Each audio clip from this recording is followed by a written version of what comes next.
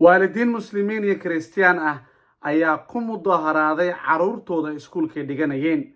waalidiintan ayaa waxay sheegeen inaysan raalli ka ahayn in carruurtooda la baro khaniisnimada. waa siday hadalka u dhigeen. iskuulkan ayaa waxaa la yidhahdaa magaciisa Stewart Middle School. waa iskuul dugsi hoose ah, wuxuuna ku yaalaa magaalada Dearborn ee gobolka Michigan, Mareykanka. arrinkan ayaa dhacay October 12, 2 asbuuc ka hor. guddiga waxbarashada Dearborn School Districtiga ayaa waxay ugu yeereen waalidiinta shir ayay wada qaateen. waalidiinta ayaa soo buux dhaafiyey hoolkii, waxayna dhaheen 6 buug ee library-ga taalo oo carruurtooda la baro oo khaniisnimada baro waa in laga saaraa, haddii kale iskuulka ma dhiganayo, carruurtooda waa kala baxeenaa. ciyaarta meel walbaa joogtaan waa salaaman tihiin. maxamed faarax. haddaad social media video ku aragtay dhammaan labada asxaabtaada, Facebook iga soo follow garee, YouTube-kana subscribe garee, commentigaagana ka dhiibo fikirkaaga. okay, iskuulka yiraahdo Stewart Middle School oo ku yaalo Dearborn, waa magaalada Dearborn oo dadka badankood 42% ay yihiin magaaladan muslimiin, khaasatan carab ka yimaada Yemen, Syria, Iraq iyo Lebanon. waa magaalada ugu dad badan ee carabta Mareykanka ay degan yihiin. ayaa iskuul ku yaalo Stewart Middle School ayaa waxaa ka dhacay maalmahan ka socotay arrin xasaasi ah. arrinkaasoo waalidiintii ay mudaharaadeen, waalidiin muslimiin iyo kiristiyaan isku jiro magaaladaas degan. magaalada ayaa waxaa lagu qiyaasay populationkeeda 109,976. saan sheegay 142 dadka magaaladan degan waa muslimiin. magaaladan waxaa state representative u ah oo kasoo baxo gabadha Falastiiniga ah ee Congress-ka ku jirta Rashida Tlaib. waa magaaladeedii, waana xaafadeedii. guddiga waxbarashada ayaa waxay suubiyeen 6 buug ayay waxay keeneen library-ga, carruurtan lagu yiri inay akhristaan, library ku akhristaan.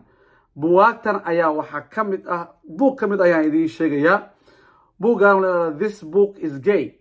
buuggan markii la aqriyo waxaa ku jiro, waa sidii ardayda iyo macallimiinta iyo waalidiintaba ay qireen, sida 2 gabdhood ee galmood u suubin karaan, sida 2 wiil ee galmood u suubin karaan, sida ugu seefsan ama ugu nabad qabso 2 wiil sida galmood u suubin karaan, gabdhahana sida 2 gabdhood galmo u suubisan karaan. waxaana carruurtan la barayaa oo loo sheegayaa meelaha ee dareenka ee laga kacsado iyo qaabka ay isku galmoodaan.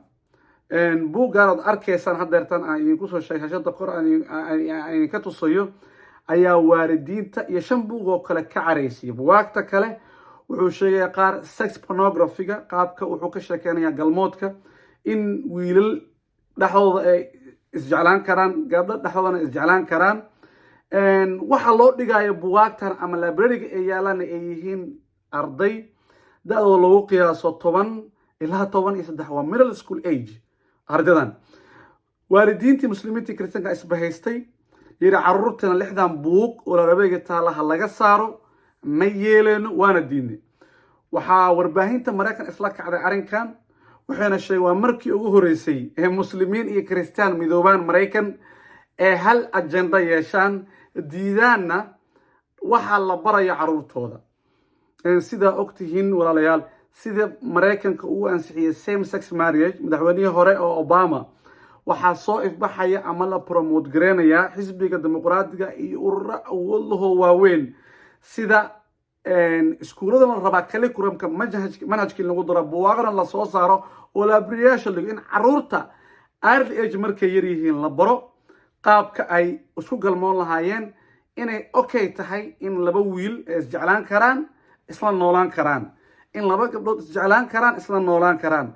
ayaa waxaa la barayaa carruurtii ayagoo xataa da-dooda aan gaarin high school ama aan dhammaynin, ayaa waxaa lagu barayaa middle schoolka iyo high schoolka.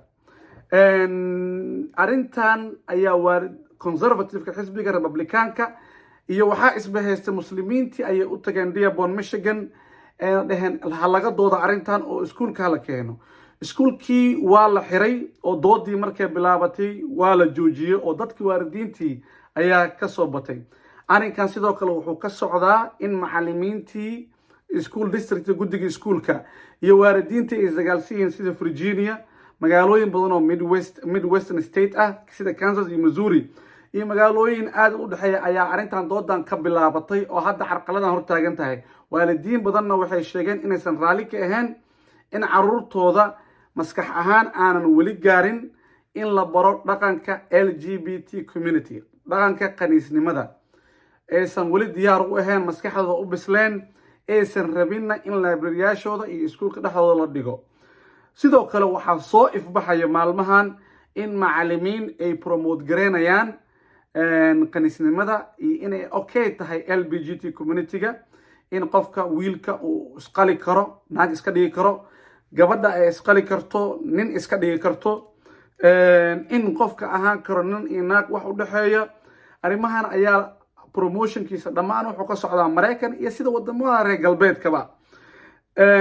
mid ka mid ah aan ii sheego videogana arkaysaan waa macallimad dhigta high school ku yaala Mareykan oo video TikTok iska duubta. waxay leedahay macallimada magaceedu waxaa la yiraahdaa Christian Peterson. waxay leedahay COVID-19 markuu dhacay 2020 ayaan calankii Mareykan iskuulka yaala ka dhex qaaday anigoo aan jeclaysan calanka Mareykan. waxaan dhigay leedahay ku bedelay pride flag. pride flag waxaa leedahay calanka kaniisiinta ama LGBT community calankooda oo rainbow-ga ah ayaan dhigay dhahday. arday kamid ah ay weydiisay dhahday waxaan ku dhahday calanka Mareykan. waxay weydiin calanka Mareykan keeni aawe. waxaan ku dhahday calanka Mareykan ma aqaano meel uu yaalo walaakin raadina, laakiin allegiance u noqo ama adeec u hoggaansan calankan kaniisiinta ayaan ku dhahday. ardaydii ayaa waxaa la barayaa in xataa calankii wadanimada ahayd ay ka tagaan, waana macallin waxa barayo in calanka LGBT community-ga ay adeecaan, u hoggaansamaan subax walba, allegiance u suubiyaan. marka macallimiin qaar ayaa waxaa jiro sidoo kale oo transgender ah oo naaga ahaan jira niman iska dhigay, macallimiin niman ahaan jira naaga iska dhigay. waxay kusoo badanayaan elementary-ga, waxay kusoo badanayaan middle school-ka. macallimiin badan ayaa waxay soo xiranayaan dharka pride-ka, dharka kaniisiinta ama calankooda, siday ardayda u baraan. meel walba ayay ka socotaa Mareykan iyo wadamada reer galbeedka. gunaanadkii weli waxaa madaxa iskula jiro iskuulka Stout Middle School iyo macallimiinta iyo guddigii waxbarashada iyo waalidiinta muslimiinta kiristaanka iskugu jiray. waxayna taagan yihiin 60 buug ha laga saaro library-ga caruurta inay ku bartaan. waxayna dhaheen mana doodeyno. arrinkan ayaa weli taagan, madaxa ay iskula jiraan iskuulkii. haddii aad tahay waalid ku nool wadamada reer galbeedka, sida og tahay Mareykan iyo wadamada reer galbeedka, waxaa arrimahan promotionka waxaa socda LGBT community-ga, arrimaha kaniisnimada oo maalmahan aad usoo badatay. waxbarashadana qaararkood ama curriculumka laga rabo in lagu daro, meelo qaarna lagu daray. fadlan ka foojignow, cunugaaga muxuu bartaa, buwaagtuu akhristaa, maxaa la baraa maalin marka iskuulkii. haddaa waalid tahay ku nool wadamada reer galbeedka, waxaa mas-uul kaa saaran inaad ogaataan caruurtiina waxay bartaan.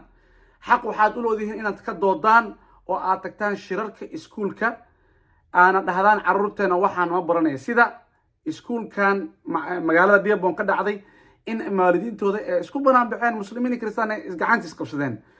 waalidiin haddaan nahay dhammaanteen oo wadamada reer galbeed ku nool nahay, waa inaan ka foojignaanaa arrimahan. waa inaad ogaataa mas-uuliyad ayaa caruurtaada kaa saaran. shirarka iskuulka caruurtaada tag, booqo, buwaagta iskuulkaaga fiiri, waxaa la bara ardaydaada, wiilashaada iyo gabdhahaaga fiiriya, la socda waxbarashada caruurtiina. waa muhiim. haddii kale caruurtaada waxay ku dhacayaan hog, maskaxda ayaa ka jiranayso, ka waalanayso, dhaqanka ayuu iska bedelayaa, asagoo gaarin ama caqli u laheenna waxaas ayuu sameynayaan foosha xun. ka foojignaada fadlan. haddaad ku nooshahay wadamada reer galbeedka ah, waalidiin haddaan nahayna waa arrinkan inaan fadhiga ka kacnaa, khaasatan waalidiinta Soomaaliyeed. khaasatan waanu ka jiifnaa arrimahana hadda waa soo bateen.